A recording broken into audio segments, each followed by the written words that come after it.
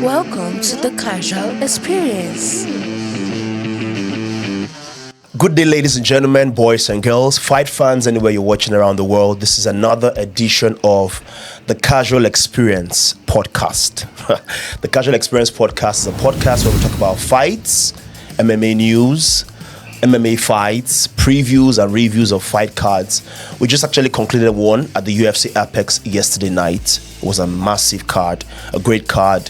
Gabriel Bonfim fighting against Randy Brown. And I have here in the studio a great guy, a great enthusiast, passionate about this fight game in the person of Mr. Raymond. Yeah. You watched the card, right? Yeah, I watched the card. It was a very explosive card. Okay. We had about 8 finishes out of the 13 fights that we had, and it was mind-blowing. For me, what stood out for me in that fight is the Gabriel Bonfim versus Randy Brown. The match was very explosive. Started all explosiveness, and then Brown came all out with the attack. Came all out attacking Bonfim, but I noticed Bonfim had one thing that stood out for him. That's why one thing about fight games, like you must have the skills. Bonfim had this leg kick which he kept using. He kept inflicting pain on Brown, and Brown was switching stances. Brown couldn't stand stable, and at some point he gave him a clinch knee on his face. That was what finished the fight. So when you say skills actually there, but another thing that actually could sharpen and polish the skill is IQ. Okay, so Brown is a 6'3" fighter. Yes. Bonfim is a shorter fighter. So attacking low is the best strategy to actually bring down the giants. And those leg kicks, he was just chopping. Brown was switching stances. Those things now incapacitated his mobility, and you can now see the finish. I doff my hat for the Bonfim brothers, although the second Bonfim brother lost on that same card. Talking typically about the card had 8 finishes. Yes. How do you see the card general as a fight night card? What's up with the card? Okay, if I'm going to read the cards for a fight night card, I would give it, let's say, 8.5 over 10. The card was explosive. We had about 4 performance of the day. Of the night. Yes. So where does that put? Let's just primarily put our lens on the main card. That's what stood out for me. All right, the main event. Okay, so Brown came into that card unranked. Bonfim came into that fight, I think 14? 14, yes. Yeah, 14, okay.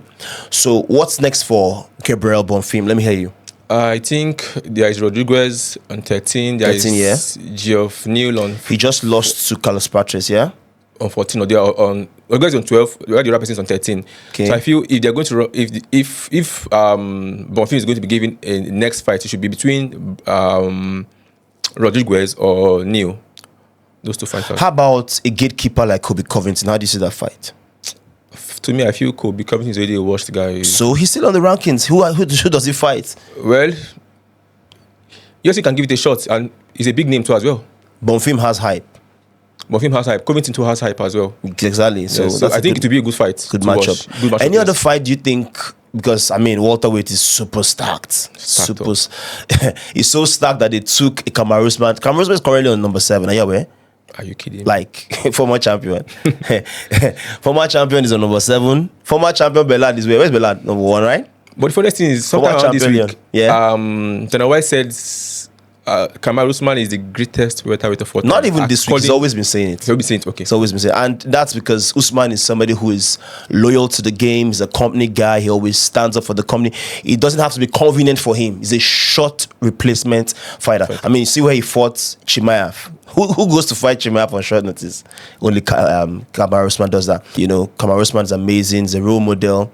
Who does Usman fight? Usman is aiming to fight the winner between JDM and...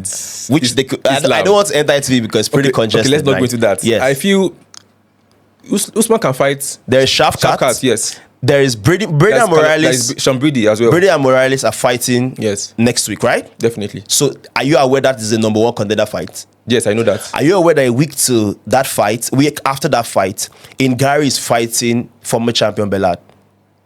That's powerful. That's powerful, right? That's powerful. So we now have 2 number 1 contender fights. Then are you aware that Shafkat is now saying, no, you people must give my shot? Yes, because Shafkat actually deserves a shot. Do you understand? Yes, he fought. Are you aware that Kamaru Usman is eligible? 100%. So you see, it's super saturated. And Carlos Prates will say, I've been on a tier. If I beat the former champion, then So a lot of questions are going to be answered in the Madison Square Garden. And if you're not going to watch that card, please, if there's no card you watched this year, November 15 is a can't miss. The beautiful thing there is that welterweight welterweight is not usually this exciting. Yes, before. yeah, Used to be the lightweight, but all of a sudden welterweight now have a lot of stacked guys, so many guys there, ranked guys that tables have turned. Yeah, so and lightweight is not looking like there's a standstill. I think the issue there is, generally speaking, most men in the world weigh either welterweight or lightweight. Yeah. Averagely, most men in the world. And a time like this, welterweight is one division that has. So we've seen the likes of GSP. GSP has been there for a while before he just called it a day. Then Kamaru Usman dominated. Yeah. Cleaned the whole division. Cleaned the division, even cleaned it twice, you know? Yes. You know, and welterweight had his own rise. He had champions like Leon came out. We've had Bella. We have a lot of people, but something spectacular. Talking about the incumbent champion, how do you see JDM? Let him speak to me prophetically. Okay, JDM is a very good striker. All right. JDM is very good at striking, very clinical at striking. Because Islam wants to take a piece of the cake in that division too. Definitely. Right? And then I know JDM might have a bit of problem on the ground. But I know he can now defend takedowns. I laugh at you people. So I hear. I laugh at he can now defend takedowns. He has a butterfly technique. Okay. He did something with Bella's fight that people actually are sleeping on, which is head to head, which is when you want to take me down, I throw my head. So when I give my head, clashing with your head, you can't sustain. Yes. All right? So if you can't get a hold of me, if an Islam Makhachev can't get a double takedown or a single takedown, how does he want to affect his ground game? At the same time, I'm even scared of Makhachev because Makhachev and Belal, they have the same coach, the same fight, the same everything, fight techniques. Yeah. And Belal once claimed he has Canelo fingers? Canelo hands. Right? And we saw the Canelo hands, how it affected him. And I know Islam is not a great puncher. Islam is not a great striker. Let me ask you a question. Who said so? Not a great He outstruck Dustin Poirier. Arguably a very good boxer at lightweight. All right, let me ask you a question. Dustin Poirier. Okay, I watched out Dustin Poirier. Okay, let me ask you a question. Because I asked my friend this. Belal and Islam, whose striking is better? All right. I think Belal. Belal, yes. No, you forget Belal is a pressure fighter. He knows how to mix it and he has good cardio. Yes. Islam striking is another level. Islam strikes very well. I'll pick Islam. I think if you're talking about wrestling, grappling, give it to Islam. Yes. But striking, I don't think Islam is good of a striker. My personal opinion, though. Are you sure? Yeah. Because I don't mind us just staying on that main event, because that main event is like that main event is going to be like, is it? Going to blow our mind. I know it's going to blow everybody's mind. That's one. But it's a decision making fight. That main event is going to decide a lot of things. It's going to decide the destiny of Topuria and Islam. Definitely. It's going to decide Paddy and Topuria.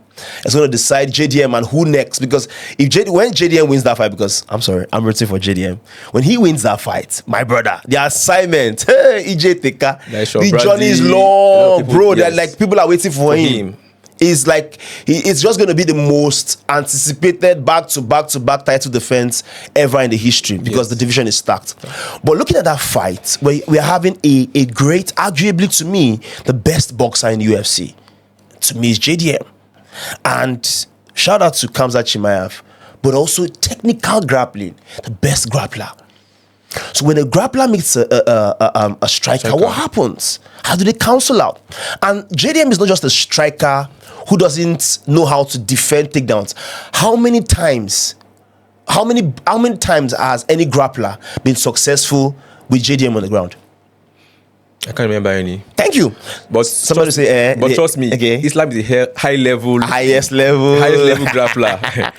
Islam trains running up the rocks, mountains. So I feel Islam will bring his A game. It's going to be an exclusive fight. I for one person, I'm down to see that fight. I'm not even saying I'm going to support Islam. I'm just down to see the best of fight, enjoy myself. Though if Islam loses, it will hurt me, but I'm down to enjoy myself. Well, if Islam loses, it will hurt you. Definitely.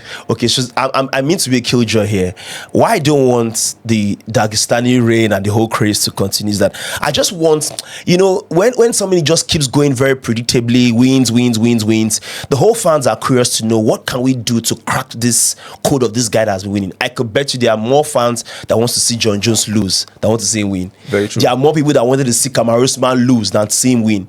People just get so monotonous that this person will win. Even Merab, they are tired of seeing Merab always winning. So what is that thing that exactly? I just feel Islam has a point to prove. You just want to build a legacy. After that legacy, I don't think he was going to stay so. You know, he said the way Khabib retired, at a very young age, right? Even when Dana White was still trying to bring him back, I didn't like it as well because it's a fight game. We like to see them fight, but there's something Khabib said. He said, "When God gave you strength, He gave you strength when you're young. While you're getting old, you don't have that strength again. So learn to quit or learn to retire when you are still very much young. When it's time for victory and call it a day. Don't." Sorry, you were saying something. Yeah, so don't retire and give when your heads are held high, right? Yes. So to me, I'm waiting for that fight actually, and I believe he's going to perform. He's going to perform. Yes. Okay, let's jump into thrill and agony. All right. Now I'm going to tell you the thrill of JDM and the agony of Islam. I'm going to play two sides. All right. Okay. What happens to Islam if he loses, and what happens to JDM if he wins? I'm going to play it back again on the flip side of things. Let me hear you. Okay. If Islam loses, I just feel Islam should retire. What? If he loses. How? Islam Makhachev? Yes. I don't understand. If Islam loses, I feel he should retire because... Why should he retire? Because of one challenge? Well, no, come on, man. Not because of one challenge, but because I feel Islam has... He has... I don't say he has passed his prime, but he has gotten to the peak, right? He's 32 years old. 32 years old, and well... He can defend. He can fight again and come back for There is a problem with early retirement. To go and ask Henry Cejudo. You don't retire at your peak. Okay, you don't. See, it's now difficult for him to actually get a win because he retired at his peak. That's because he retired and he's coming back to the fight again at his peak. So when you retire at 33, you're resuming at 38. It doesn't make any sense. But remember, Khabib retired never to come. Even he was 35. He was toasted with money, but he never came back. That's again. Khabib because his mom said something that that guy is the guy of integrity and sticks to his word. Islam, on the other hand, has a lot of challenge. Topuria is saying, I will submit you in front of Khabib. Come on, that's it. So I think what drives men is conquest. We've done this. I want to do it again. I want to do a bigger thing. I want to do a bigger thing. So who is this rattling rat at the lower division telling me that he submit me in front of my master? That should be enough challenge. Then if Islam wins, like I've not answered the other question. If Islam wins, my bad. Yeah. I feel. No, let me play that to you. So all right. So you feel that Islam should retire, right? What if JDM wins? What happens? If JDM wins, then he can. Then the next person in line should fight him again. Flourish in division. Maybe it's Belal. I don't know. I think Belal is the next person in line, right? Belal has to fight in Gary. Okay, fight in Gary then. And I'll pick in Gary. Sorry. Okay. Yeah. No problems. Okay, you pick Belal? Belal 100%. Yes. Okay. So let me now flip it again. Now, what happens when JDM loses and Makhachev wins? Okay, Makhachev wins. Then if UFC can possibly do it, I would like a super fight between Makhachev and Usman. No, Usman. Yes. Wow. Then if JDM loses, JDM should fight maybe a 2 or 3 and then come back again to fight for the belt. So let me use this second scenario. Makhachev wins.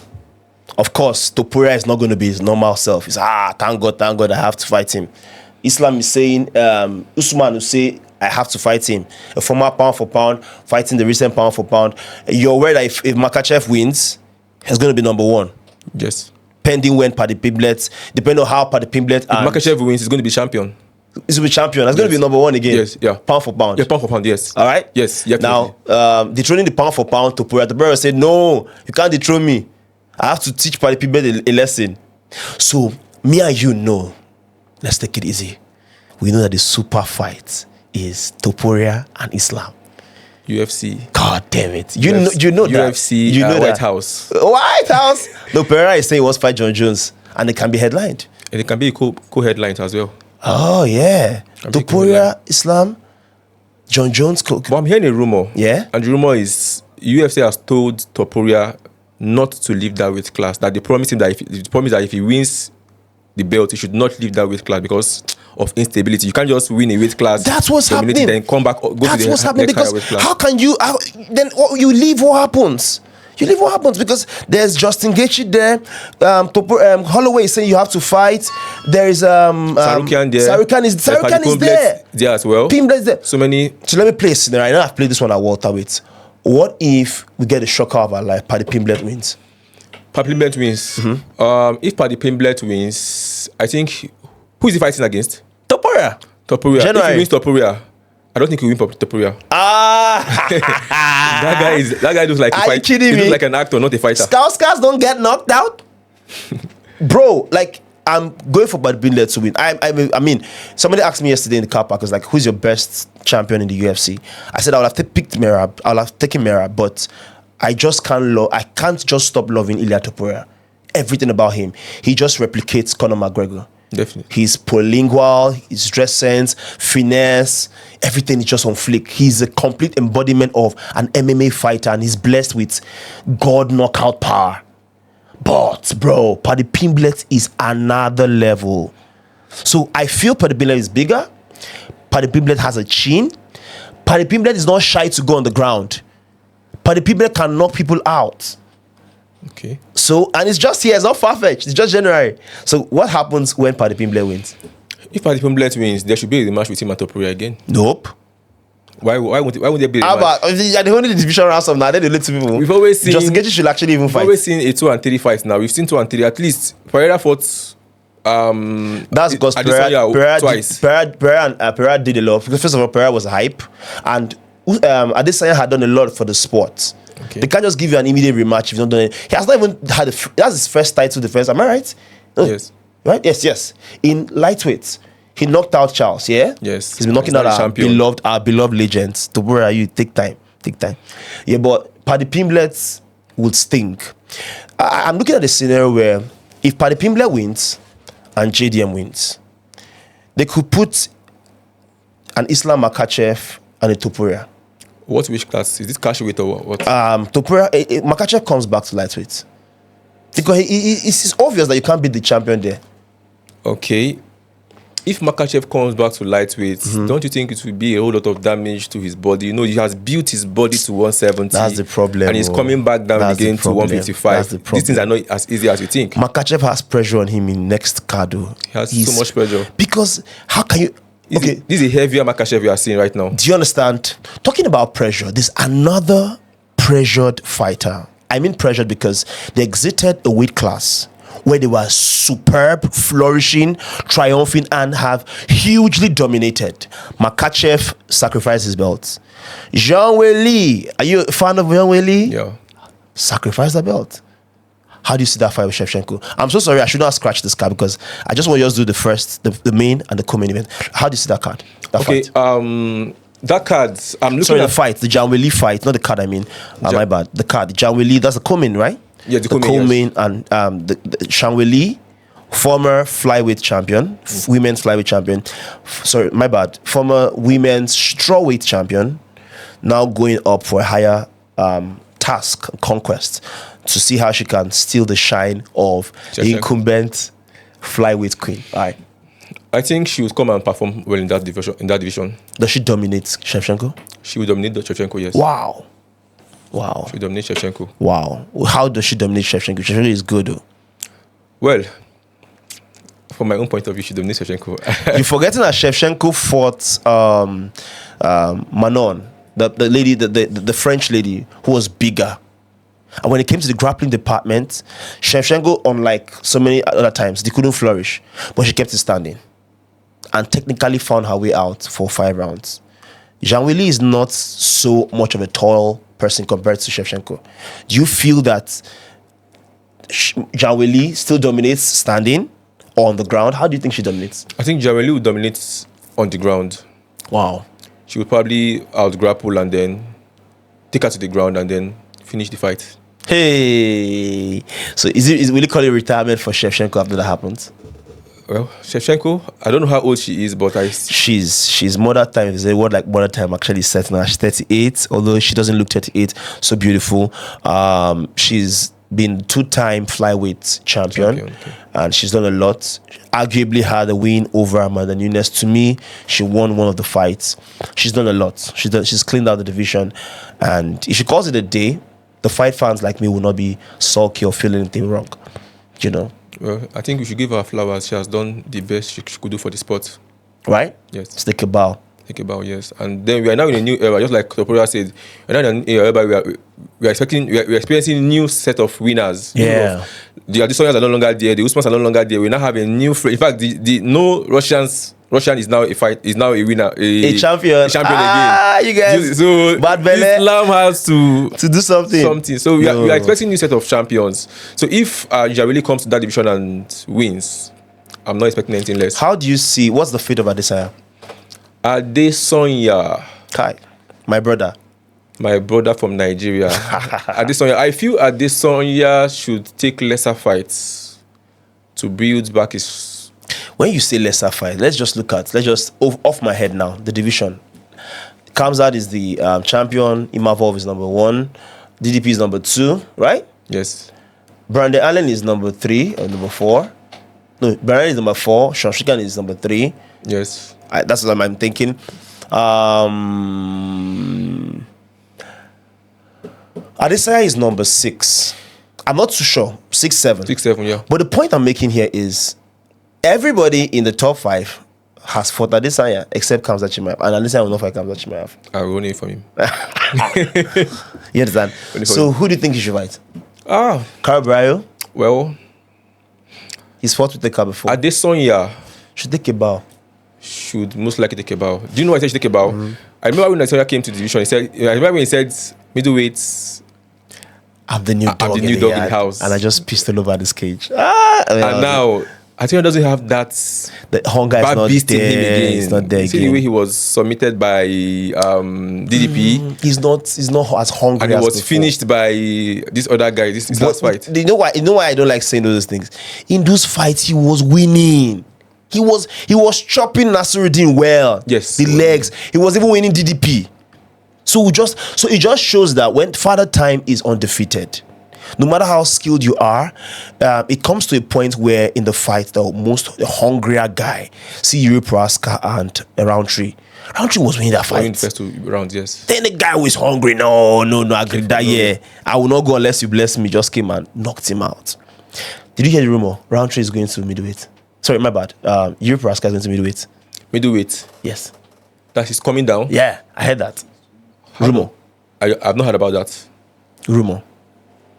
You didn't hear about it? Not heard about that. When I heard that, I was like, it's crazy. Man, I know if we keep talking. But does he feel he can't win Pereira as a champion? Does he feel? No, you don't want to even see that fight. You've been knocked out twice. No, come on, that fight is not. I don't want that. I don't even want to watch that fight. I don't want to watch that fight because it's obvious that this guy has my numbers. So there's no need staging the fight again. My brother, Mr. Raymond, it's so nice talking with you because I mean you have the spirit of mixed martial arts, and if we keep talking, one gist to another gist, one fight to another fight, and we keep going, and the only asset I always say we can't get back is not our friend time. Yeah. Fight fans, thank you very much for tuning in. We so appreciate your likes, your shares, your comments.